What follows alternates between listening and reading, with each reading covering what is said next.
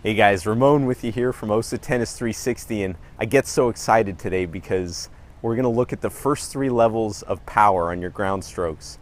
And as you're watching these, I want you to go ahead and take note of what level are you on, because I'm going to show you an easy way for you to jump up a level or two and really start hitting your ground strokes with more power and less effort. Let's get started. So let's take a look at the first level. This is not a bad place to start if you're new to the game. And you'll see us kind of shadow swinging here, which is a way that you can practice level 1 if you're watching this video and just beginning to learn the forehand. Also, if you have a coach that is focusing just on the swing path, this is probably where you're at. You'll notice that I'm creating all of the racket speed with my arm here. Some of you may already be using a bit of a loop, which is kind of a level 1B if you will. Others may be playing with more of a pendulum type action. This is not a bad way to start out. However, you may notice that you hit against other players who seem to generate a lot more power and spin than you, and that's fine. This is a perfectly fine way to start if you just want to get some rhythm and start making contact. Or if you really want to get the swing path down first, go ahead and start here. Alright, moving on to the next level. This is where a lot of you may be if you've been told to use your hips or shoulders. Here's how you can get a feel for this. You'll notice now we're using some rotation. And if you ever had a coach tell you to simply turn your hips and shoulders or use your core as you hit a forehand, this is probably where you're at. The added benefit of this is you're using your larger muscles, so your arm won't get nearly as tired. And you'll get a good core workout in while you're hitting. Obviously, as you're watching these, you'll notice my hips and arm kind of moving together in one piece as a unit. And since we're recruiting more muscles and using the ground as an energy source, these balls will be much heavier than if you're just using your arm.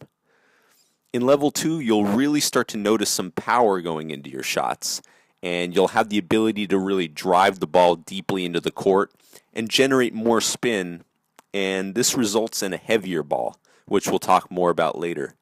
Again, nothing wrong with this level at all, and it's important as you guys climb the ladder and want to start improving more that you become more efficient. This is the next level in power and efficiency. Alright, now the moment you've all been waiting for. To get a feel for how this works, go back to Mr. Miyagi and Daniel-san in The Karate Kid. As you turn your hips, your relaxed arms will naturally follow. This is what all the pros have incorporated into their game. This is where you start getting into some big time pace and spin. It's not the ultimate level, though I'm going to reveal this in a product I'm working on. But this type of stroke is where you start playing with the big boys and big girls. It's all about separating your hips from your hands. What you'll notice as we watch these is my hips are actually pulling the racket through. It's as if my hands are always catching up to my hips. This separation creates a stretch in your core and in your arm that acts like a rubber band. And this is how kids who are 9 years old can hit a heavier ball than a 30-year-old.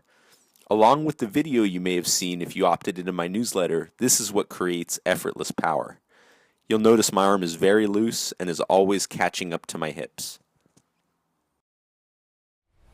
Hey guys, thank you so much for watching this video. Hopefully you enjoyed it, and I hope you can start to see kind of what level you're on in terms of creating power on the ground strokes and what you can easily do to jump up a level or two.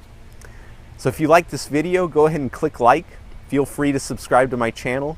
And if you'd like the video, the first step in creating effortless power, go visit osatennis360.com, enter your name and email address there, and I'd be more than happy to send you that video. Thanks again. Bye for now.